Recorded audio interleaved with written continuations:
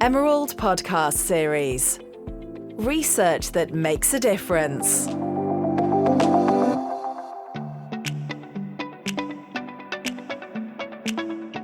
Hello, I'm Rebecca Torr, and welcome to the Emerald podcast series. Equality, diversity and inclusion have become a higher priority for company leaders in recent years. Conversations around diversity and inclusion have tripled in the last year, and diversity and inclusion roles are growing 1.65 times faster than HR roles. There appears to be a real drive for change in the workplace, but yet there is a lack of understanding among leaders around what effective steps should be taken. Hence, the struggles of executives from ethnically diverse backgrounds remain in the workplace. To delve into these issues, I'm joined by Jenny Garrett OBE, renowned career coach, leadership trainer, speaker, and author of Rockin' Your Role, which focuses on empowering female breadwinners, and most recently, Equality versus Equity, which examines the concept of racial equity, provides case studies of lived experiences, and offers practical tips to help the reader move the dial on inclusion. Join us as we discuss the inequalities and discrimination still faced by executives from ethnically diverse backgrounds in the workplace, as well as the steps leaders can take to further equity and inclusion. Thank you so much. Thanks for having me here. I really appreciate it, Rebecca, and really happy to be chatting with you today. Yeah, so where did it all start? Well, maybe I'll start with my parents, actually, because that's where we all start. So my mum is from St. Lucia in the Caribbean, and my dad from Jamaica.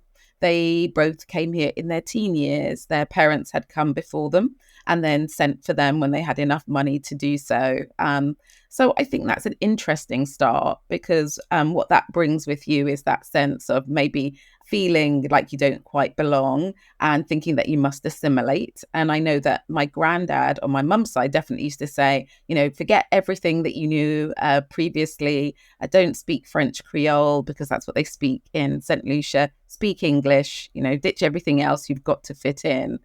I went into the world of work. I actually wanted to be a fashion designer, but didn't get into art school. Went into the world of work and then decided to do a degree part-time in the evenings, which started off being art and design and ended up being a business degree. That sort of held me in good stead in lots of different ways. I went into marketing and really loved marketing, until one day, a colleague who's now a good friend came into my office and just said, where are you going with your career? And I remember thinking, I'm here. I'm doing quite well for myself. Thank you. And she said, you can do more. You could train people, or you could perhaps coach.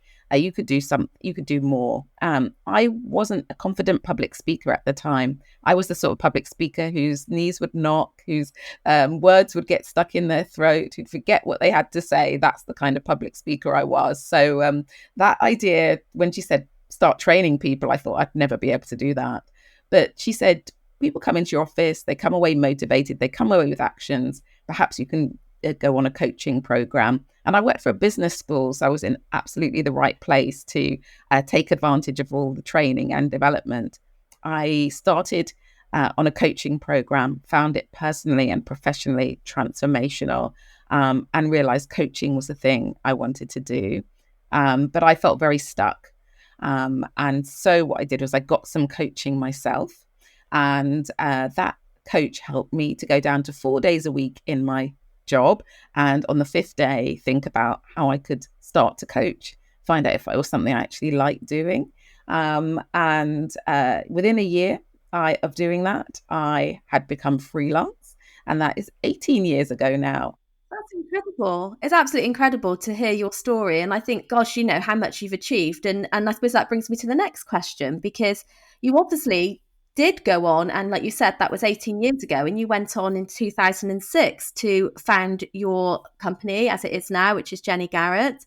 And I know you're working with quite a lot of different individuals in your team and organizations, and you're not just coaching, are you? I mean, you're doing a whole load of things, to create change. And that's the thing, is to make a difference. And So maybe you can tell me something around the ways that you do work with individuals and sort of what difference it has made to them and their families and their workplaces. Because I think it's not just about, jobs and, where we're going in our careers, but actually their lives and how that impacts them and their families. Yes, so my journey started off providing one-to-one coaching and then leadership development programs, and then really sort of niching, I guess, around gender and ethnicity as I've gone on, all focused on leadership. I think coaching and training is so powerful. I feel very, very honored to do the work I do on a daily basis, for people to be open enough to let someone in who can then help unlock their potential. And it really is not about me being the expert. It's about me asking the right questions and all the work we do with organizations. So there's a team of associates I work with, and there are about 30 of us. What we do is we're working with people so they can really see the best of themselves, so they can maybe let go of who they think everyone expects them to be, and they really step into being who they really are at their best, and think about how that benefits, as you said, their organization, but also everyone around them. Probably helpful to give you some examples of how we work with people. So if I just give an example of one-to-one coaching, a client I had last year came to me because she was in an organization, she'd been promoted, but she was doing her current role and also the previous role. They hadn't backfilled, and she'd been doing that for a really long time. She'd spoken to her director and said, I want a director role. Tell me what I'm not doing so that I can fill any gaps. So when promotions come up, I'll be in the right position. She spoke to her director. He said, you're ticking every box. I think it's going to be absolutely fine when you go for promotion. The panel debated it, and she didn't get a promotion.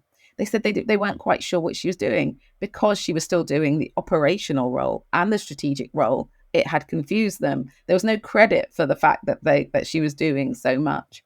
Her boss apologized that she didn't get the promotion and said, oh, you can have a coach as a sort of consolation prize.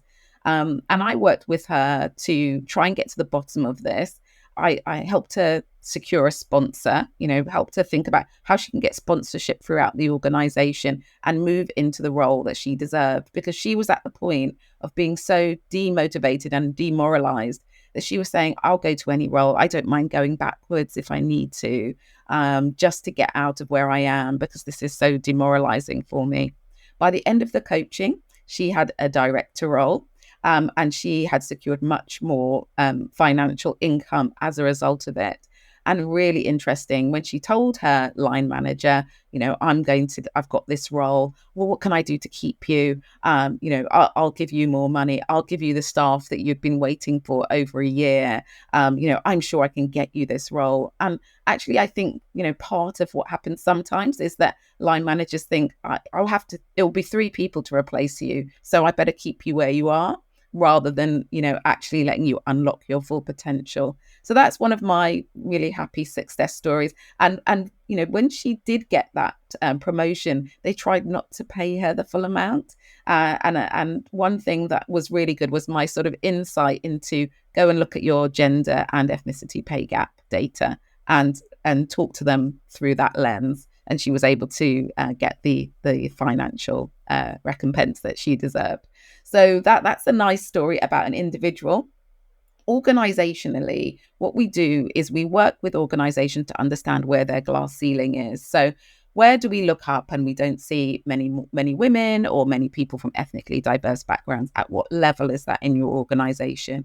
And we work with a level just beneath it.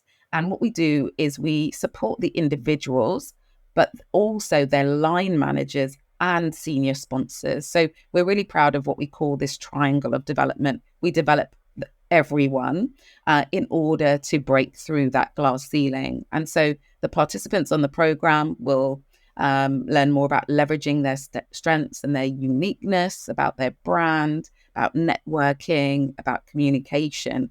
But the line managers will learn more about what it is to be an inclusive leader to all of their staff and understand some of the challenges and barriers that their colleagues might be facing. And the senior leaders sponsor them. So they advocate for them in rooms that they're not in. They really help them move forward in their career. But because of that relationship, they also get a better understanding of some of the barriers and systemic barriers that exist in their organization. And they're in a position to do something about it. Our programs are really, we feel, successful. Usually at least a quarter of the people on the program are promoted before it's finished. And that number goes up afterwards. And we work with some very big organizations who've taken hundreds of people through our programs really successfully. So I'm very proud of both of, whether it's one-to-one coaching or the larger interventions that we do. It's all about unlocking that potential and making sure people can be their most productive and happy in their role and feel a sense of belonging. And that of course affects every aspect of their life. It's really heartening to listen to your holistic approach with organisations as well as individuals, because I think in terms of looking, and you mentioned about systemic changes, I mean, obviously that has to come from an organisation as well as just pushing from an individual. It's just exhausting for them. So it has to be that sort of holistic approach. And obviously you do a lot of work to address those kinds of equality, diversity and inclusion issues. And I just wondered if you could maybe talk a bit to that and sort of where we are really in terms of, our diversity strategies and we may have them, because I think a lot of organisations do have these policies and, there's a lot of noise about it. But what do you see in terms of change? Because I think that's maybe not at the same level as the noise. If like, what are people's lives really changing? And are you seeing like a big difference? Yes. Yeah. I think, after the killing of George Floyd, their organizations realized that they had to do something and they had to speak up. Some engaged in a very performative way, which was, I need to tick a box to say that I've done something. And that could have been, a social media post or even a strategy or a blog. And then they've done their job. Others, I think, have really done the work, and many of them behind the scenes. So, for example, a lot of the organizations we work with, we can't even talk about because they don't want the publicity about it. They just want to do the work. And there are many organizations that are doing the work. They're putting in time and investment, whether that's resource or money, to really commit. And one organization we work with, it comes right from the top. The person who's the CEO is the senior sponsor of their ethnicity employee resource group, for example. And what they've done is they've said, actually, we need to develop our staff. We've realized that, there is this glass ceiling. And when we look up, we don't see that diversity. So we're going to put our money where our mouth is and invest in hundreds of staff being developed and their line managers and their sponsors. But they've also gone beyond that, which is actually when there is something high profile going on, perhaps, a killing of somebody or something else happening in the world, we're going to have groups where people can talk about these things. We're going to create spaces, facilitated spaces where people are supported. Actually, what we're going to do is we're going to make sure that our suppliers are from diverse backgrounds. In Black History Month, we're not just going to have a guest speaker, which is a great thing to do, but we're also going to buy from Black-owned stores, or in our organization have stores come in where Black people, so we can actually financially support the Black community, and we're going to engage with our Black community, for example. And so it goes beyond the sort of, we're celebrating a month and we're going to have one thing that happens and we've ticked the box, to actually, how can we do something that's more sustainable and ongoing? And I think it is ongoing. In my book, I take from an author who said that racism is shape-shifting. It's constantly shape-shifting, and we need to be vigilant to it. It isn't most of the time a direct racism that you get nowadays. People aren't shouting you in the street, but there is more covert things happening that exclude you from taking advantage or being part of mainstream that you might want to be part of.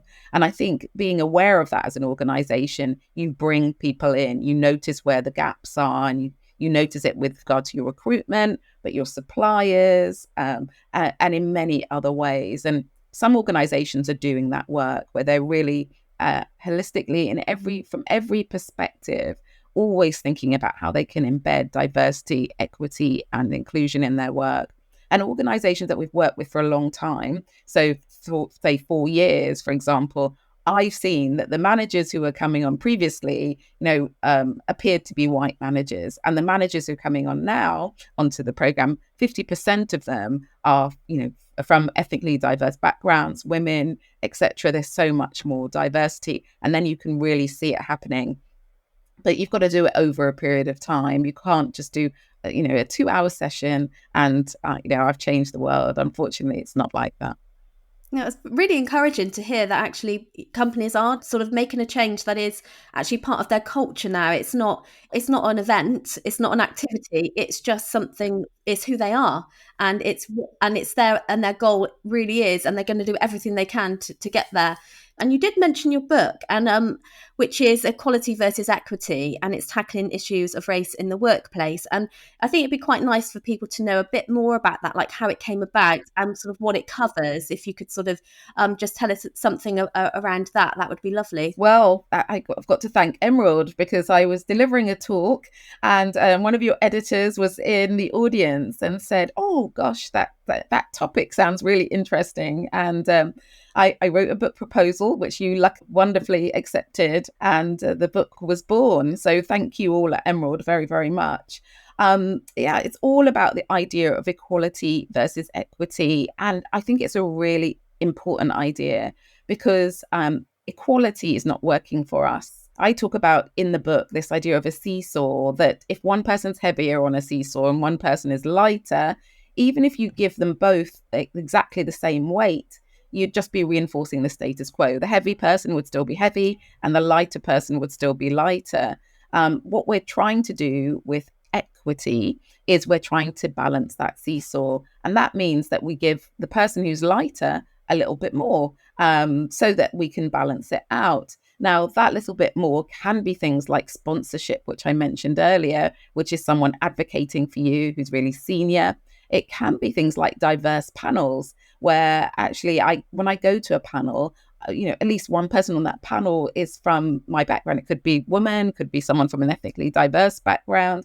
And the diversity on the panel means they're going to have more robust conversations, especially if each of them has the same power to debate, and means that it's more likely I will get a fairer chance and an opportunity. And it also looks like things like making sure everyone gets the same stretch opportunities in the workplace, or it looks like not being biased because someone has an accent, and thinking perhaps they're not leadership material because of it. So it's about adding these sandbags in place so that we even things out, and understanding that that's challenging, that the person who's always been heavier on that seesaw might resent it a bit because now they don't have that power to bump the other person and control what's going on.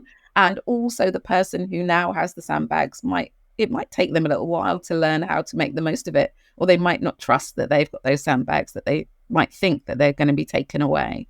But ultimately, we're trying to get to a place where there's a push and pull, and we're all working together, and people get what they need to be successful. And we understand that what everyone needs is different, and to really unlock the potential in each of your colleagues. If you're a manager, for example, you need to understand what that person needs, and you need to give it to them so that they have an equal opportunity to actually be successful, because what we're doing right now doesn't really deliver that. So we're moving power and sharing power. We're focusing on outputs, not just inputs, as we have in the past.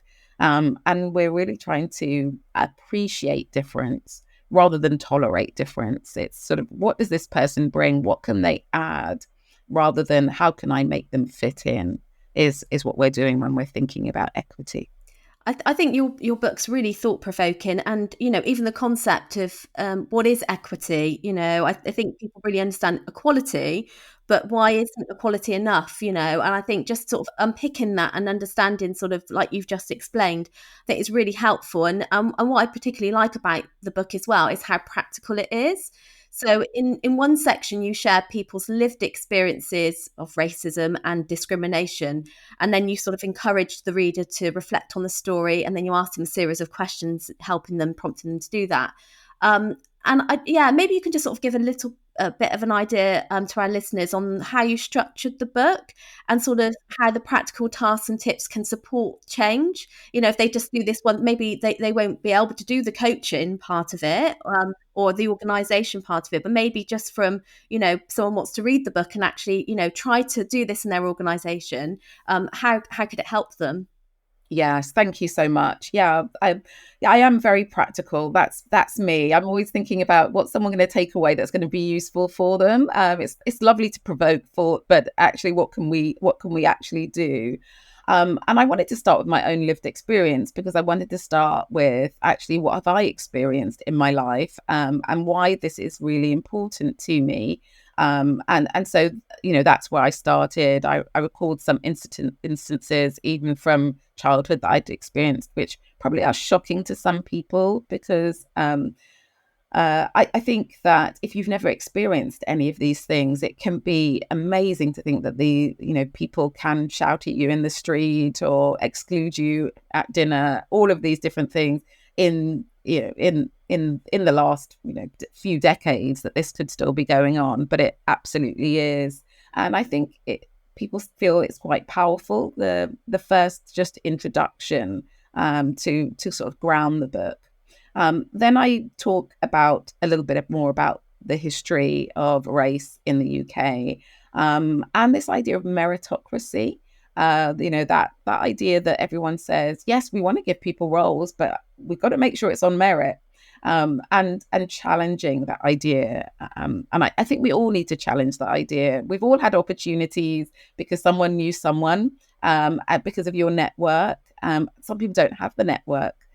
We might have had opportunities because we've got some commonality. We went to the same university as someone else and they have an affinity with us. Some people have been educated in a different country. These things all hold them back. And so when we say, merit, I think we have to challenge that. We have to say, what can someone add culturally, rather than how can we just describe what the right credentials are. We know there's preferences for particular universities, particular ways of speaking. All of these things mean that actually someone who's highly qualified, highly experienced, still might not get the role. So we challenge this idea around meritocracy.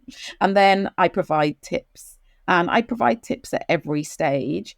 And then I move into a case study. For me, it was about bringing it to life. I kind of brought lots of conversations I've had with lots of different people together into one person's life. So it is a totally fictional character, but I talk about his experience from childhood and the adultification that can happen for people from ethnically diverse backgrounds, the higher levels of exclusion that can happen just because you speak up and you stand out, to his experience in education, and getting a first role, and even how that sounding like perhaps the fairy story had happened and he was living a happy life, the different things that could be happening in the work environment and the lack of understanding of his cultural background and how that could be misconstrued and misunderstood, and maybe lead to him leaving a role where his line manager hadn't intended any of those things to happen. And I think the chapter, in many ways, that I think is really helpful to people, and you might be hearing me turning page in my book on the podcast, is this idea of being an empathetic change maker. I think this is the mindset, is a lot of the work that needs to be done. So how we can develop empathy and also be a person who makes change happen. And that can be in the world, in ourselves, in our organizations. So how we can hold two truths to be true. The fact that you and I, Rebecca, could go to the same party and have very different experiences, and both of those be completely correct. I think that's really key. The fact that our understanding, if we open up our understanding and realize that actually some people are just generally having a different experience because they have different privileges to us, and start to think about how we can humbly use what we have. I've talked about this with you before, Rebecca, but this idea that actually I'm a Black woman, and therefore there are those two levels of discrimination, sexism I can experience. And that is a compound effect. When we talk about intersectionality, this idea that 1+1 doesn't equal 2, it equals a lot more when we're talking about layers of discrimination and prejudice. So yes, racism and sexism can be things I experience, but as a heterosexual woman, I don't experience homophobia. And therefore, in spaces where I'm with someone from the LGBT community, I can use my privilege really humbly to be the one who speaks up, rather than them holding that, having to carry that on their shoulders and always speak up for themselves. And I talk about what that sort of radical humbling looks like for people. What does it look like in practice? What might you do? What might you say? And the idea that we need to persevere and really keep going with this, even though sometimes it can feel hard. But yeah, there are tips at every stage. And I talk organizationally in the chapter 4. And then chapter 5 is about, how do I do the work myself? How do I challenge my thinking? What are the questions I should be asking myself? And I'm a real fan of journaling. So I have a lot of journal prompts that you could just wake up, write that question down and reflect on. And I often, on a Sunday, just take some time out in the morning, have a prompt for myself and do a bit of journaling around that, and then reflect on that what I've journaled for the rest of the week. And lastly, is one of the most exciting things in the book, actually, that I nearly forgot, is a glossary of terms, because the language is constantly changing and evolving. And a lot of people confuse language like privilege with meaning, I must be really wealthy and have had a silver spoon in my mouth, for example. So all of the language is sort of listed and explained as well. I'm glad you mentioned that, actually, because I think often, people that don't understand, all of the issues, and obviously that's where your insights are really revealing to people that have never experienced it. I think the terms and the right thing to say is why people don't speak out, isn't it? Often because they don't want to get it wrong. But like you're saying, actually, we need to look beyond ourselves, and we need to have that empathetic approach to making change and being open. And I think it's very useful to just have those start like you've structured it. I think it's so practical, because you can put yourself in someone else's shoes then, when you sort of understand what actually happens. These are real things that have happened. And I suppose this sort of leads me now to the future, because you've done so many incredible things, and you're making such a difference to people's lives, and you do lots of talks and your awareness. And I think you're very selfless in, you give out so much to people in terms of tips and hints and things. And it's comes from the heart, and people see that, and that's why it is touching so many people's lives.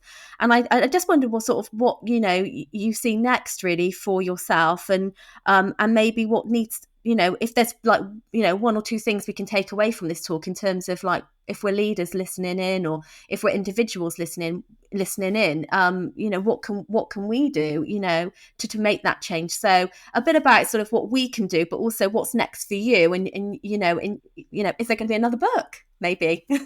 Yeah. It's really interesting. So when I have written a book before this book, and it was a long time ago, 10 years ago or so. And after I wrote that book, everyone said to me, "Oh, well, you're going to write another one." And I remember saying, "I don't know. I don't think I've got much to say. I think that was it for me, a one-off book."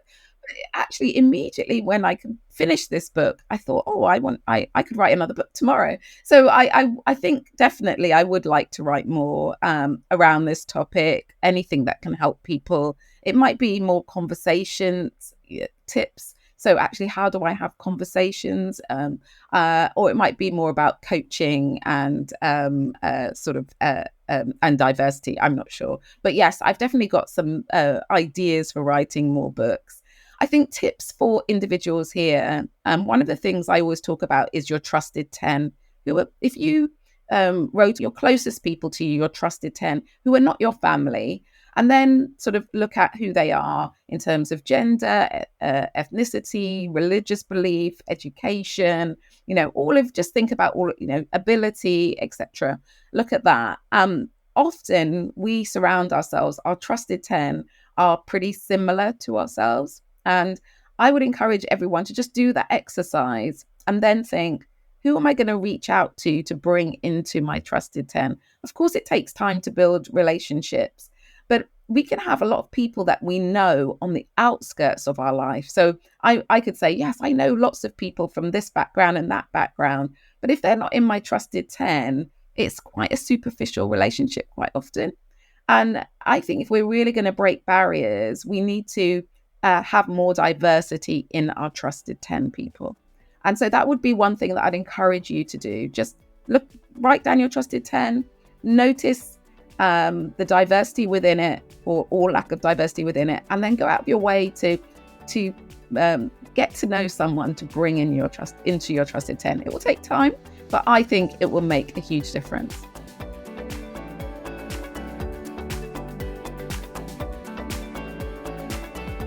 Thank you for listening to our episode on how to achieve equity in the workplace. You can find more information about Jenny Garrett's book, Equality versus Equity, and a transcript of the episode on our website. I'd like to thank Jenny for joining me and sharing her insights and experiences. My thanks also goes to podcast producer Daniel Ridge and the studio, This Is Distorted.